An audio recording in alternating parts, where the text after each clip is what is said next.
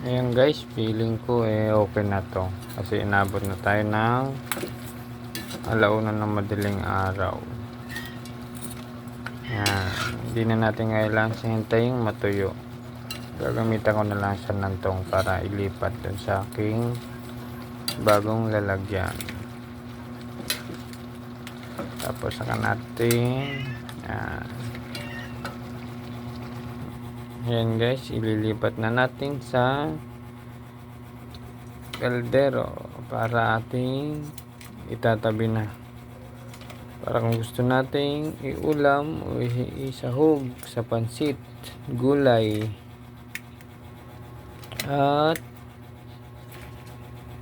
kung ano-ano pa pwedeng shrimp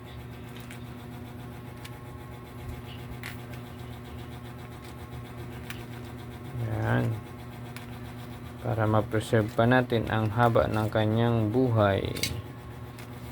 Ganito ko ang ginagawa ko.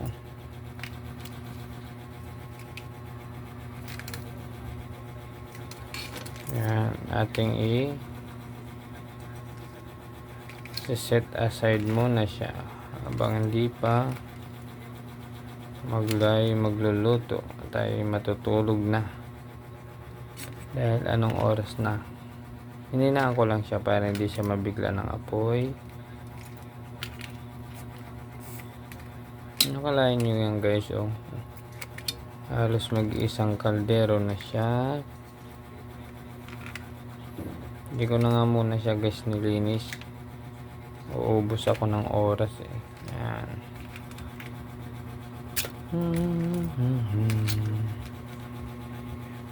Ayan guys, pulang-pula na siya. Pwede mo nga siya itong kainin ng mag-isa lang siya lang, ulo lang ng hipon, papapakin mo lang. Kung gusto mong tumaas yung cholesterol mo, papakin mo lang siya ng solo. Yan umaapaw nga siya, apaw, siksik, liglig, at umaapaw ang ating hipon, ulo nga lang. Ayan na guys, ayan, masabaw pa rin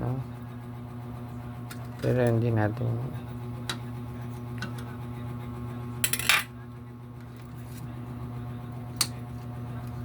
hugasan na natin ito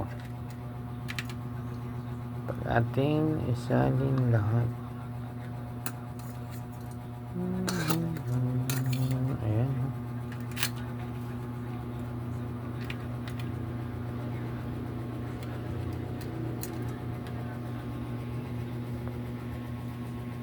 Ayan guys, halos mapuno-puno siya apaw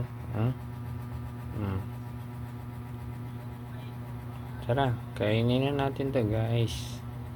Ayan, dahil sobra, dito natin ilalagay. Yun, dito natin ilalagay dahil sobra siya. Ayan guys, naisali na natin. Ayan, saka ito, ayan, naisali na natin. Ayan, ay ating itatapon. Bye bye guys, and see you for next video.